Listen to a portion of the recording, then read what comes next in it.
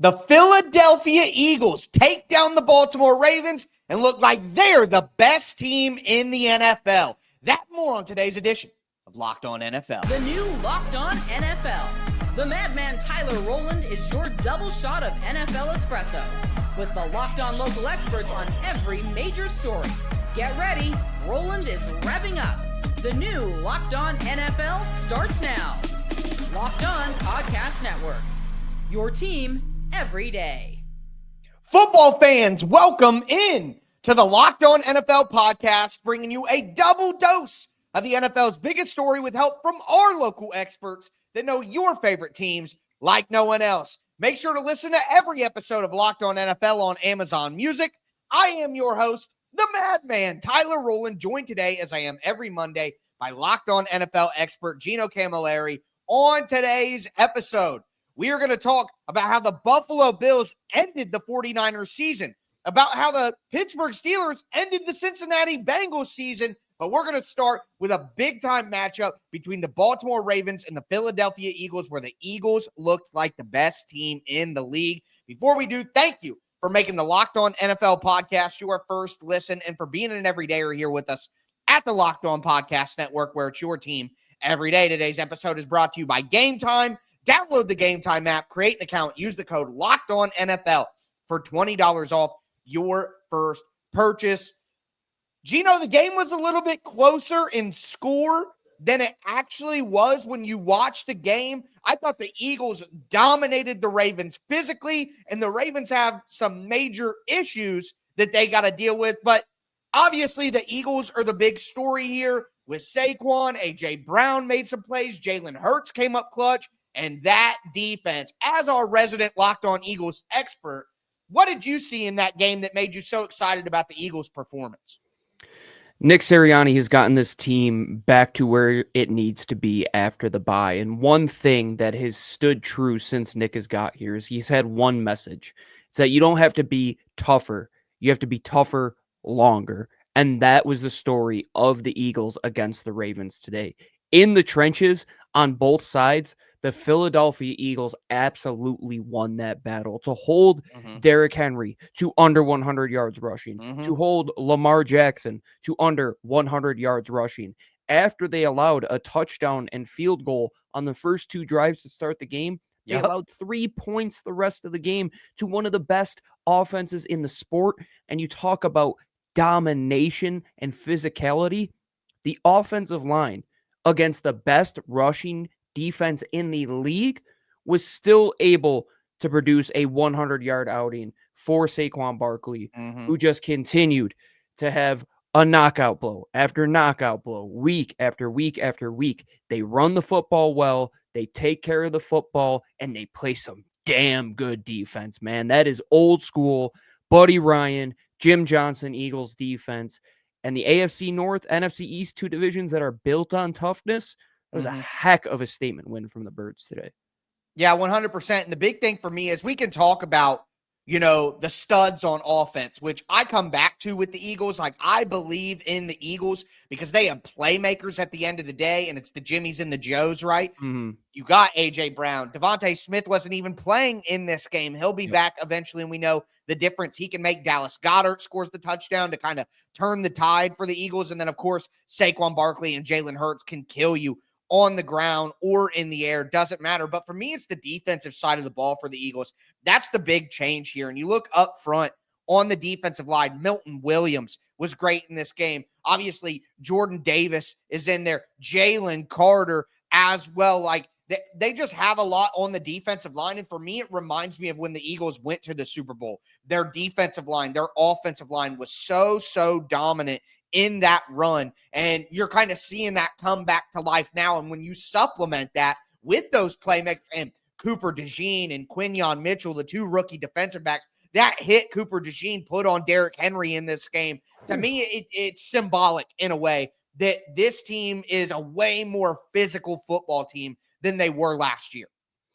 And you're saying that from the outside looking in. And that was the biggest letdown. No, and you could identify the biggest difference from 2022 to 2023 and then back to 2024. When you Right. lose guys like Chauncey Gardner-Johnson and you can't Mhm. stop the run because those guys up front aren't playing, teams are going to do whatever they want to you. But when you Right. can take away the fastball, changeup, curveball, sinker, and slider for Baltimore, what more could you ask for from a defensive unit? Vic Fangio, the best thing he could be for the Eagles is what Yep. Steve Spagnuolo is to Kansas City right now. Yes. Nick Sirianni's your offensive-minded head coach who will probably have the problem of finding a new OC from year to year.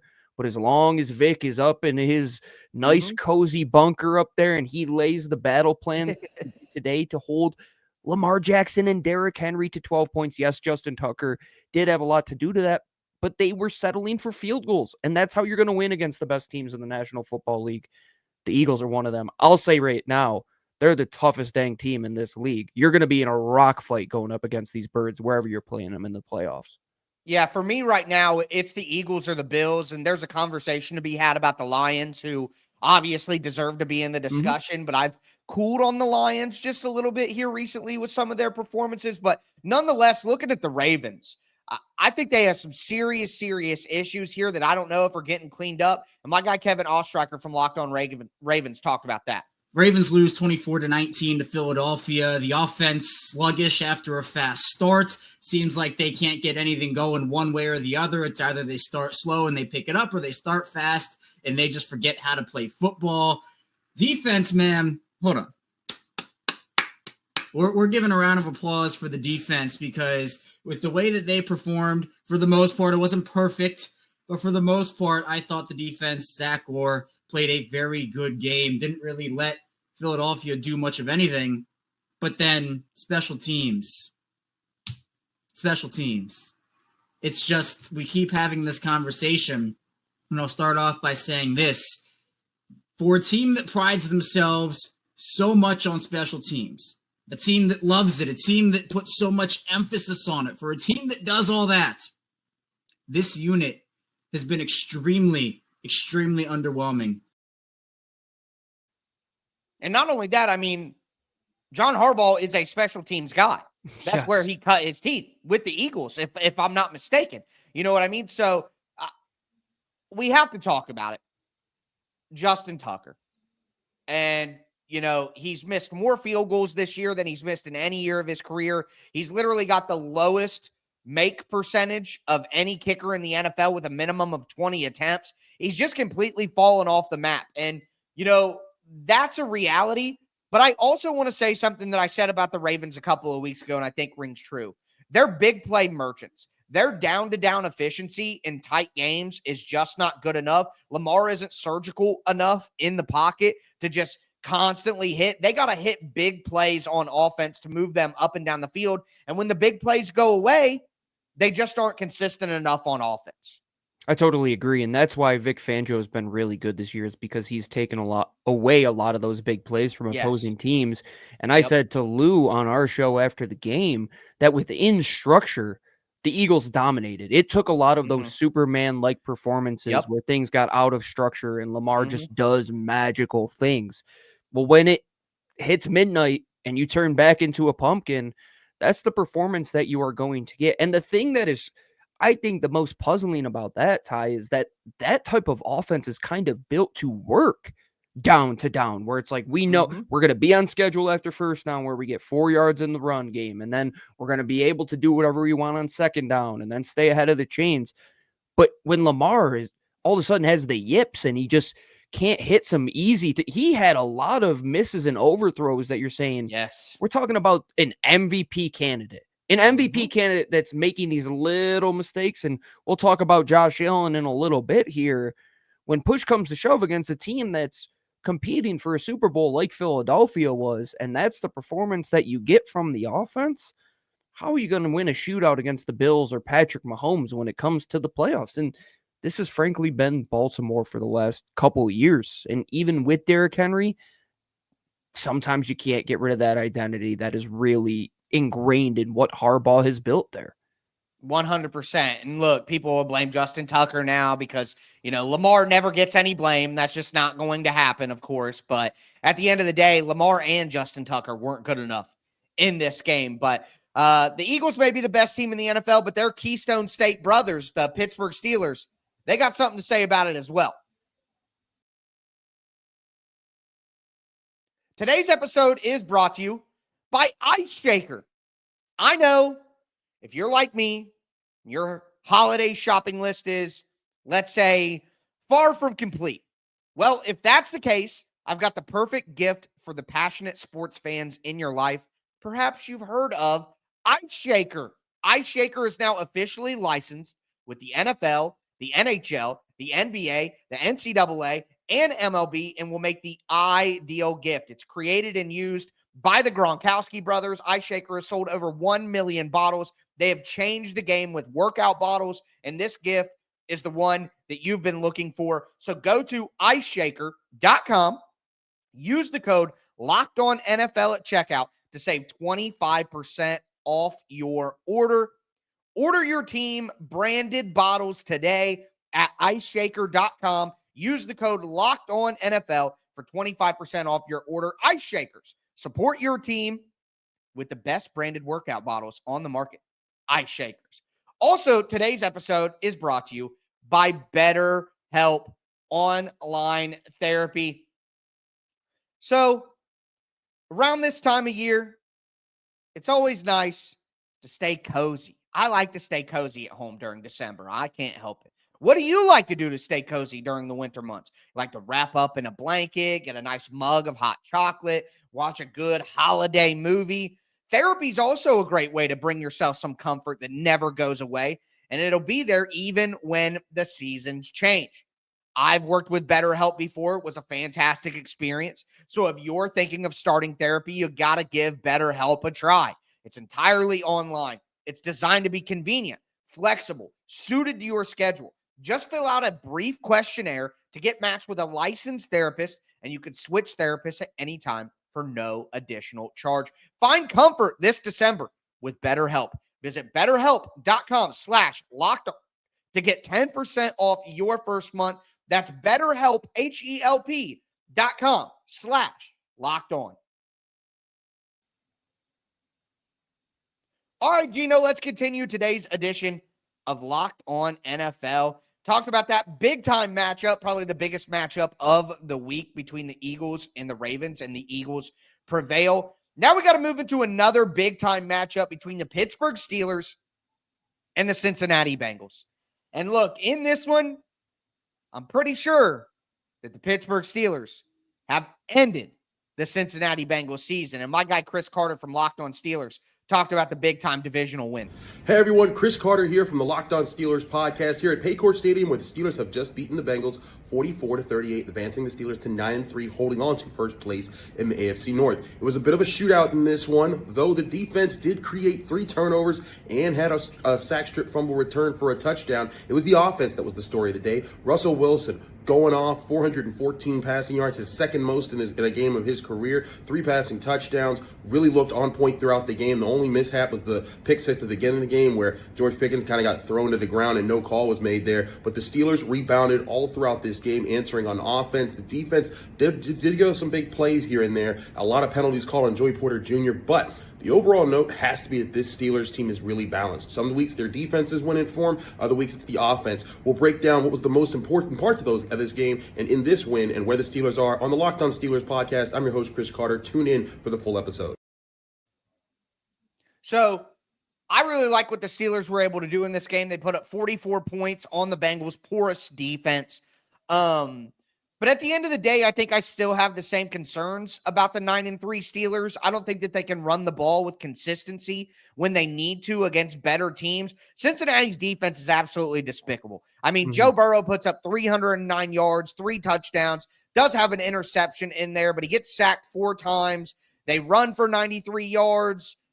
I mean, the Bengals offense is good. I'm surprised that the Steelers defense allowed as many points as they did. But again, at the end of the day, it's the Bengals defense that has totally wrecked their season. And with 8 losses, they're not winning the division. That's out of the realm of possibility. And with the Broncos, with a Monday night game tonight against the Browns, and the Chargers getting another win, and the Ravens also being like, there's just no way the Bengals are making the playoffs. It is over. And it's really a shame, too, because Yes. Joe Burrow has been playing out of his mind, Right. man. I was watching that game, and it's like every time he needed an answer, he stepped up in a really big way. And Lou Anarumo's defense, what happened in the last 2 years, man? Like, that was a really good defense that Lou was getting all sorts of praise, maybe potentially a future NFL head coach. I feel like they quit on him. It really felt like they quit on him out there in a divisional game where your division really prides yourself on keeping teams at bay when it comes to scoring points. But the Pittsburgh Steelers with an offense? Like, what is that all about all of a sudden, man? Right. Like, they can throw the football. The run game is concerning because when Yes, it it's does suspect. come to middle of January and it's snowing out in the middle of Pittsburgh and Russell can't just throw it around the yard like this, can they consistently do that down in and down out? But to see them put up the points they did today, if there was any questions I had around Russ, it was, can he still do some of these things he did in the past to keep up with the high potent quarterbacks in this conference? What is Pittsburgh? I don't know, but I'm not going to bet against them until they prove me wrong. And they're a really good team with a defense that all world on the defensive line, man. Like just one playmaker after another. They are a good team and going to be tough out. Yeah, they're going to be a tough out for sure. And if Russ is having a hot game, it's going to be very difficult to stop. But at the end of the day, I'm with you, and that's where I land. I don't know if I trust the run game, and I think eventually when the big plays stop, kind of like with Baltimore, when the big plays aren't there, are you going to have that down-to-down consistency? I'm just not certain, and for different reasons with those teams on offense, but still something to watch going forward. But with that being said, do want to talk about another team whose season may not quite be over, but boy, it is slipping away, and that's the Atlanta Falcons, who lose to the Chargers at home off a bye, only score 13 points. This comes after getting blown out by the Denver Broncos, and man, it was ugly for Kirk Cousins. And my guy Aaron Freeman from Locked On Falcons shared his disappointment. A chaotic day for Kirk Cousins with the Falcons dropping their third straight. I'm Aaron Freeman with Locked On Falcons. The Falcons lost another heartbreaker to the LA Chargers, 17-13, losing their third straight game and looking to do their best to blow their NFC South lead to the Tampa Bay Buccaneers now that they're 6-6. It was a disastrous day for Kirk Cousins, who threw 4 interceptions, including a pick 6. The much maligned Falcons defense had their best game of the season, sacking Justin Herbert 5 times, holding the Chargers offense to 187 yards, a season low for the Falcons defense. But the Falcons are just going to have to find a way to regroup next week on the road against the Minnesota Vikings. Hopefully Cousins' play will step up as he revisits his old stomping grounds. For more coverage of the Falcons blowing their playoff hopes, follow Locked On Falcons, part of Locked On Podcast Network, your team every day. Oh, man, I can't help but laugh hearing Aaron Freeman talk about that. I mean, right now, the Falcons are still leading the NFC South. They're 4-1 in their division, so they would really, really have to mess up, and they would need Tampa Bay, who's also 6-6, to really turn it on, and Tampa Bay gets a crazy win in overtime against the Panthers that they had no business winning. But at the end of the day, I think Kirk Cousins is a real concern here. It's not Kirktober anymore, and Kirk Cousins has fallen off. 4 interceptions. A couple of them were disaster interceptions that made no sense at all. And when you spend a top 10 pick on Michael Penix, I guess it's no surprise that early on Sunday morning, we got a report from ESPN's Jeremy Fowler that the Falcons could consider trading Kirk Cousins and going to Michael Penix after the year. And the reality is, if we continue to see more performances like this, I think that's going to be a real conversation in the offseason, and it makes you wonder, why the heck did you spend $180 million on Kirk Cousins in the first place? Our counterpart Marcus Mosher over at Locked On Cowboys tweeted that the pick of Michael Penix looks better each and every day. But on the opposite side of that coin, the contract for Kirk Cousins looks even worse then. Yes, it makes sense to go and get your quarterback, but you're going to pay a guy high-level starter caliber money and Kirk Vember's over. It is frankly the Kirk Vember to remember sales event with the way that everything has been put on sale, and his house might be put on sale at the end of this year, like you said, Ty. Yeah. If you're in that building right now and you're Atlanta with a very young team, do you think some of that locker room's not going to start calling for Michael Penix, not going to start calling for the guy that's going to be here for sure over the next couple years? Right. Interesting situation with that division being as poor as it is. Can Kirk keep them afloat? I think Tampa is the scrappy team that's going to find a way to win the division, and I think that Panthers game was a real good step in the right direction for them. Just a couple of things that are on the top of my mind here before we talk about Josh Allen going nuts against San Francisco. I mean, number one, there is no way for Atlanta to look good in the moves that they made with the Michael Penix pick and the Kirk Cousins signing. Either the Kirk Cousins signing was stupid and you overpaid him and that was a bad move, or the Michael Penix draft pick was stupid. Either there is no win for the Falcons in that situation, no matter what happens, because if Kirk is good, then the Michael Penix pick doesn't make any sense. And the Falcons cannot get any pressure. They had 5 sacks in this game. Again, like Aaron said, it was their best defensive performance of the year. But this is a team that desperately could use some pass rush help. And Jared Verse looks like he could have helped this team. Leatu Latu looks like he could have helped this team. So, like, if you wanted to win now, there's no way that you can make that right. And two, you paid Kirk Cousins this money to not be the reason your team loses. And he was the reason they lost the game today. And that is just a terrible place to be for Atlanta. But with that being said, we will move forward. The Sunday night football game was fun, wasn't competitive, but it was fun. And Josh Allen just looks like an unstoppable force.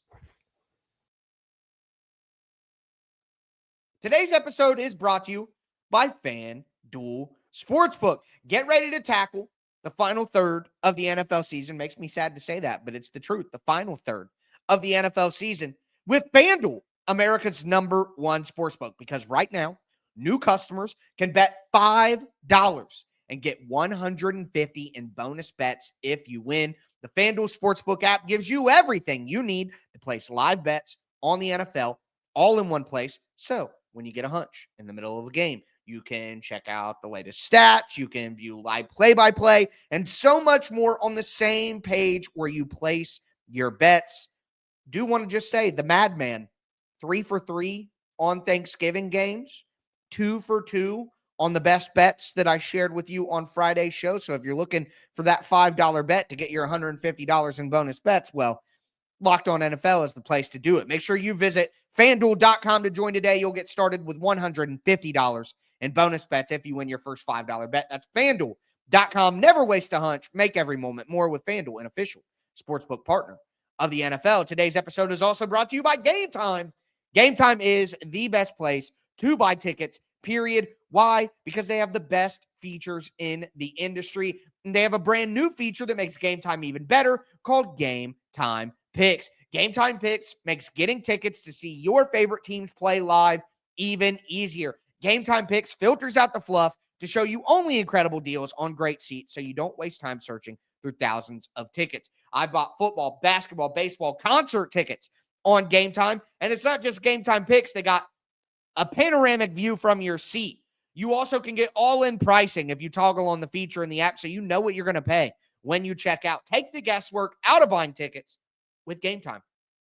Download the Game Time app, create an account, use the code LOCKEDONNFL for $20 off your first purchase. Again, terms apply. Create an account, redeem the code LOCKEDONNFL for $20 off. Download the Game Time app today. What time is it? It's game time.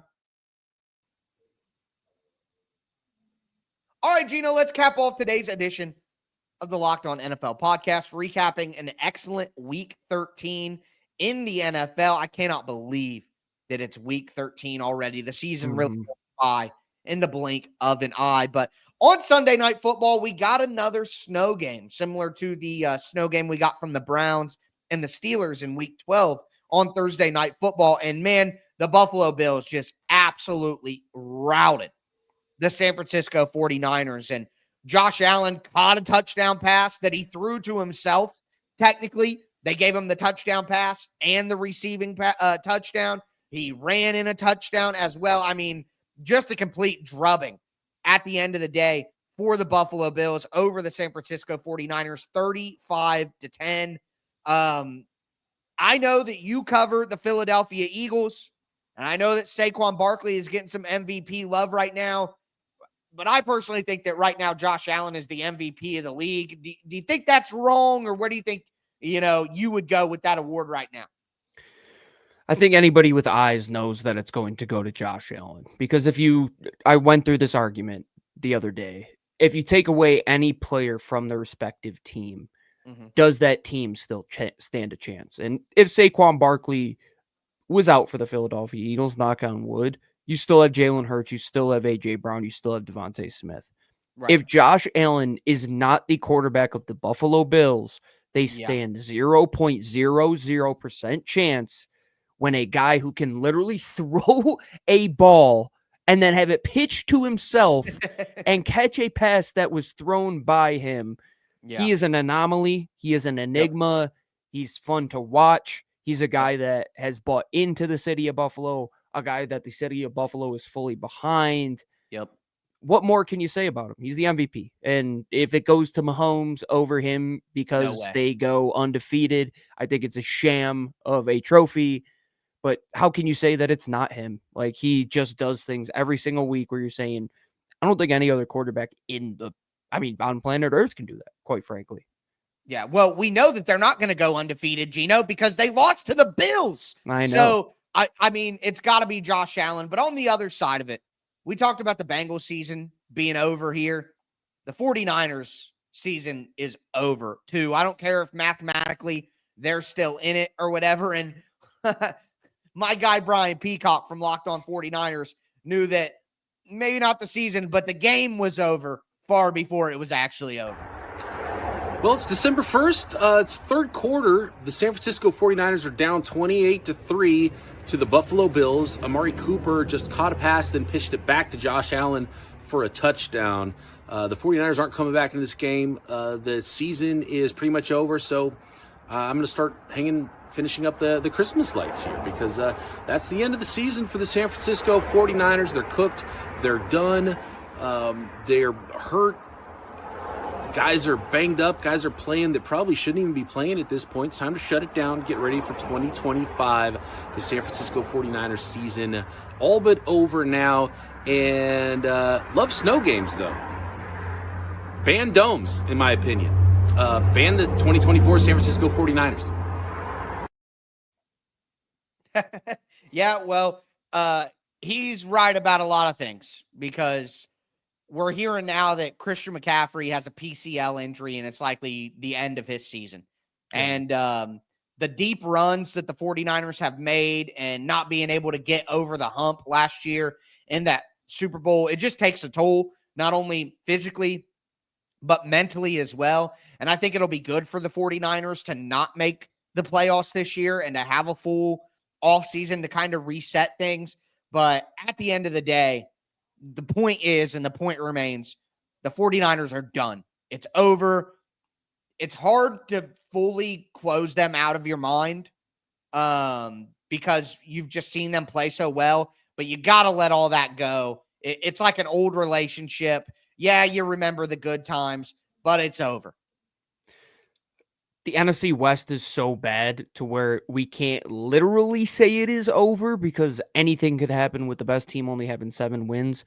But for a team that had aspirations to once again go to a Super Bowl and contend to hopefully lift a Lombardi trophy and playing important games deep into the season, that dream's gone. That went out the wayside. I think Buffalo tonight, there were moments where it's like they were not respecting the Niners, man. Like, you're pitching the ball back to your quarterback in a National Football League game. The Niners that they were done at that moment. That was the moment that the season ended. They don't need a rebuild. I think that's clear, but they're one of those teams where you go into an offseason, they're in that retool mode. We got to do a couple things different. We got to find a way to stay healthier. We got to find a way on top of our key guys to find some more role players.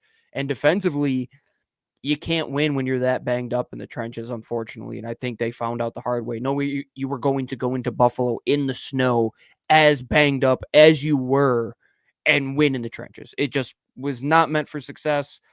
I think a lot of teams in the NFC, though, are probably happy that San Francisco is not going to be in the playoffs because let's just say they did get there and the guys were healthy.